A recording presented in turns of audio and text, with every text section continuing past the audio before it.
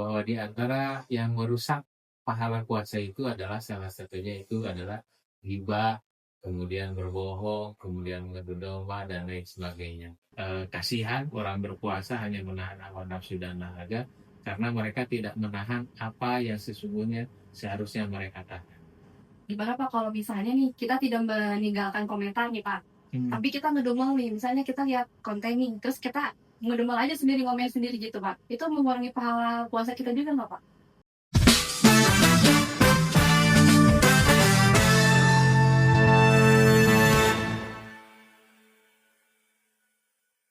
Assalamualaikum warahmatullahi wabarakatuh.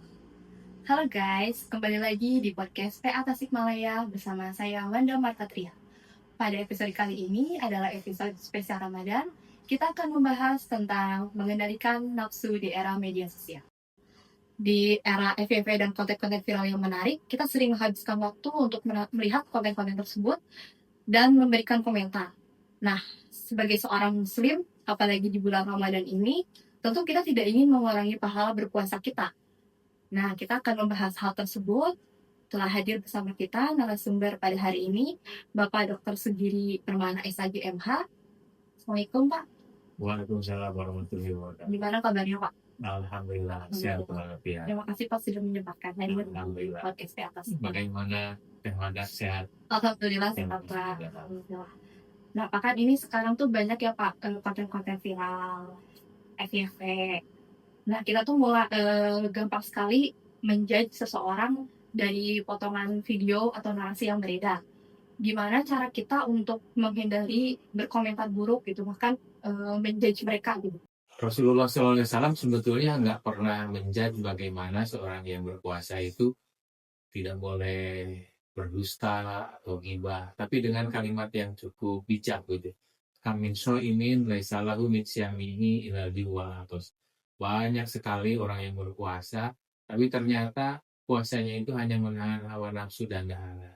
Nah, para ulama kemudian menjelaskan bahwa di antara yang merusak pahala puasa itu adalah salah satunya itu adalah ghibah, kemudian berbohong, kemudian mengadu domba dan lain sebagainya.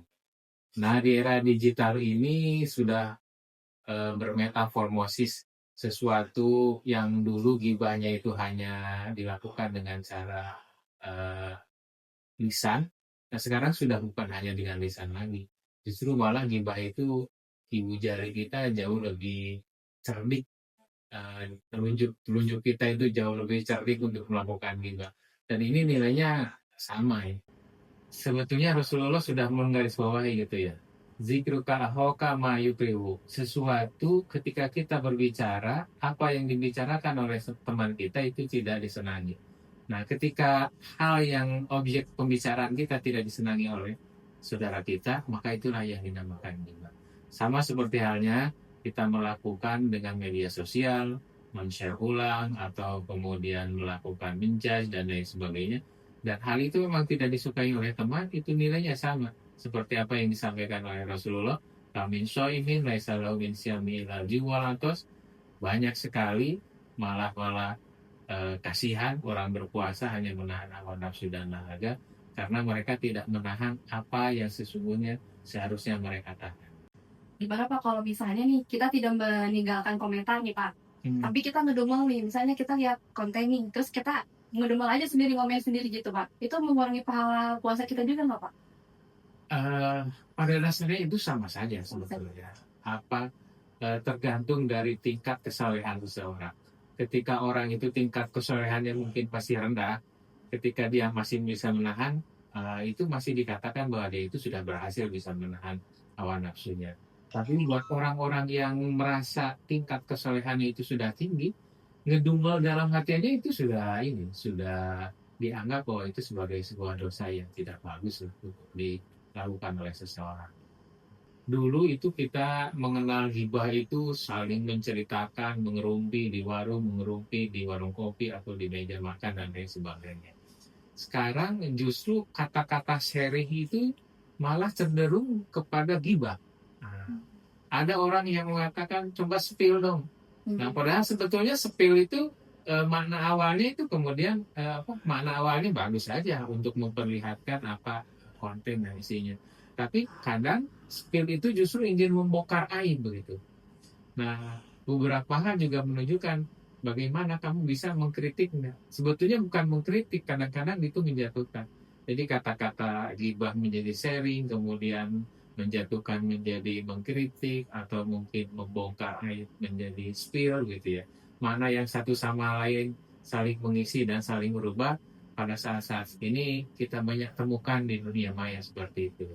Dan ini menjadi bagian mungkin bagi kita untuk menahan diri lah, untuk tidak merusak nilai-nilai puasa yang saat kita lakukan. Gitu. Jadi apa lebih baik kita ini Pak, apa namanya, digital fasting aja gitu selama Ramadan? Atau memfilter gitu, atau gimana Pak? Saya kira saya kan generasinya sudah lewat tuh ya. Teh Wana ini udah masih generasi Gen Z. Iya Pak. Mungkin Sama. hampir sulit sekali kita untuk tidak melewati dan untuk tidak tergoda ikut masuk dalam area tersebut. Salah satu yang menjadi filter bagi kita adalah bagaimana kita melihat resiko dari apa yang kita lakukan. Ketika resiko itu memang dapat dihindari, ya mau tidak mau itu menjadi sikap bagi kita untuk tidak ikut serta dalam katakanlah sesuatu yang negatif dari sebuah media sosial. Tapi kalau memang tidak ada resiko dan lain sebagainya, ya buat apa juga kita tidak melakukan hal tersebut begitu. Apalagi jika hal tersebut itu bermanfaat. Ada beberapa hal saya kira yang dapat kita lakukan dari media sosial yang jauh lebih bermanfaat untuk kita ketika di bulan puasa ini, ya bisa kita dengan melakukan sharing tentang bagaimana perolehan baca Quran kita sampai dengan zuhur kita sudah berapa juz, walaupun dari satu sisi mungkin itu sedikit ria, tapi itu jauh lebih baik ketimbang kita melakukan share-share yang berita-berita yang tidak bagus gitu. Jadi sebenarnya media sosial juga ini bisa bermanfaat ya Pak ya? Ya, nilai awalnya, teori awalnya the mind behind the gun. Tergantung orang mempergunakan senjatanya, tergantung orang mempergunakan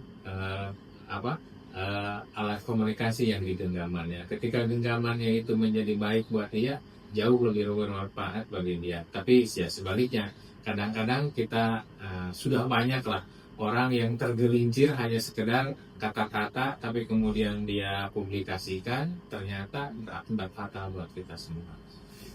Terima kasih Pak atas penjelasannya. Sama-sama. Ya, Mudah-mudahan berkah puasanya Amin. bulan ini ya. Amin.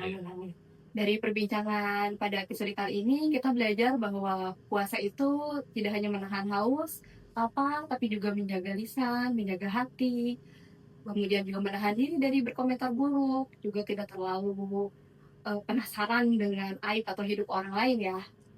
Nah, semoga episode kali ini membawa manfaat bagi kita semua. Sampai jumpa di episode podcast Tasikmalaya selanjutnya. Saya Wanda Martatria undur diri. Wassalamualaikum warahmatullahi wabarakatuh.